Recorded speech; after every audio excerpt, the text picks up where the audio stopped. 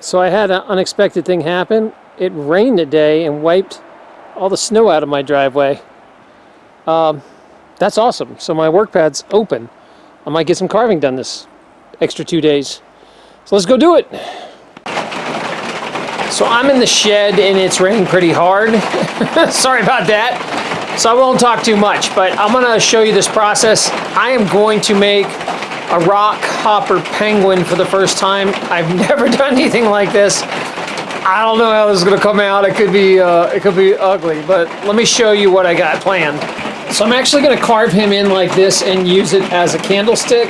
I like candlesticks. It's a center, like an offcut. So I'm gonna try to avoid going into the sapwood too much. I drew a one in. I try to keep it proportional. I will see what happens. I have no idea what this is gonna be like. So this is probably gonna be a mess, so I'm gonna use a 1/4 inch flame burr to rough it out. And my Fordham,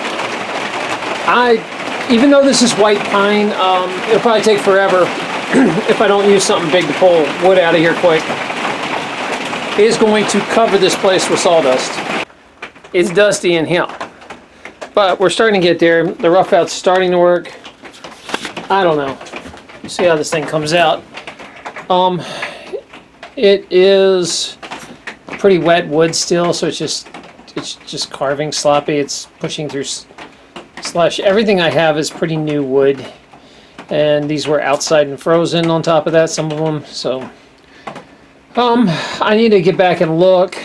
Like, I cut everything extra big. I know these flippers don't go this far down. I think they come to about here on these little guys. But I'm gonna go look at some pictures. I always kind of make the rough out a lot bigger and then cut it down to what I need. So it's a little slower that way. But it keeps me from cutting away important stuff. See how this goes. Okay, looking at some pictures, I've got to correct some proportions.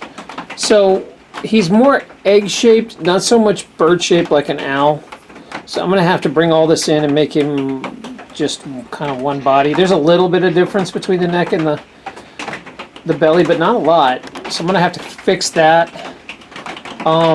He's got like Vulcan eyes, you know, like Spock's eyebrows. They go up and then they cut.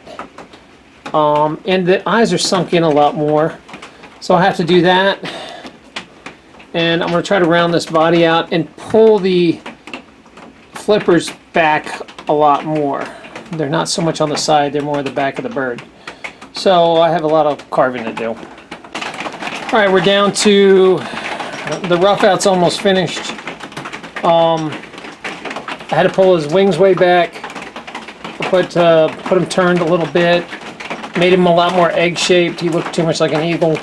And I will carve his head down a lot more eggy. Gonna thin his beak because apparently the beaks are thinner, and give him a rock and mohawk. So let's see how this puppy goes. What do you think? You happy? I think it's finished. Let me introduce you to Rocky the Rockhopper. He's an Italian American. I mean, look at the hair. So he's a good guy, like a good fella. He runs around with his paisan Pasquale the penguin.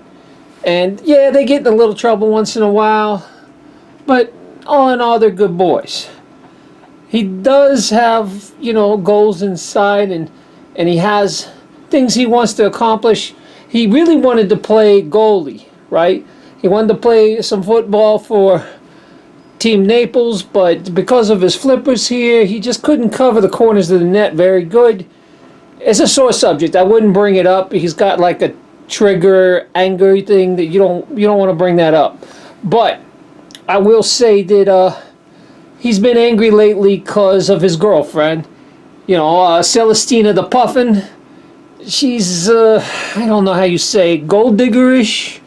Like, she goes, and you know puffins, right? Like, their feet are filthy. So she's always getting her nails did, and she gets her hair did, and, you know, of course she don't pay for it, right? Like, he's paying for it.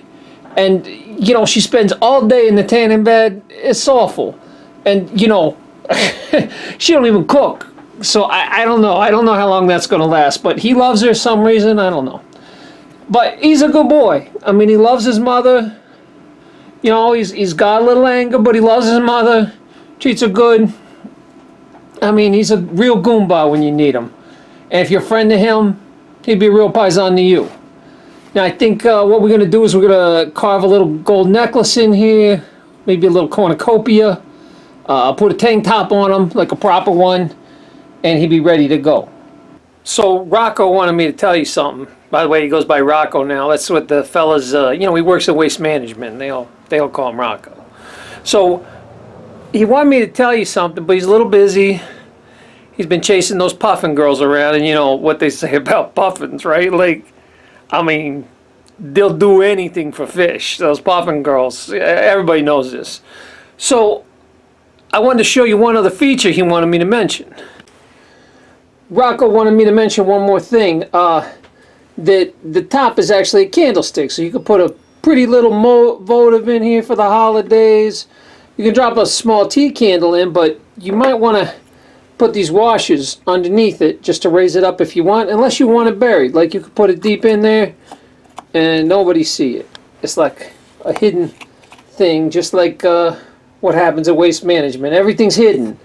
So anyway, he's been getting a little testy. Hey, leave that guy alone. He's messing with the puffin girls. Quit it, Rocko. Hey, cut it out. I gotta break this up.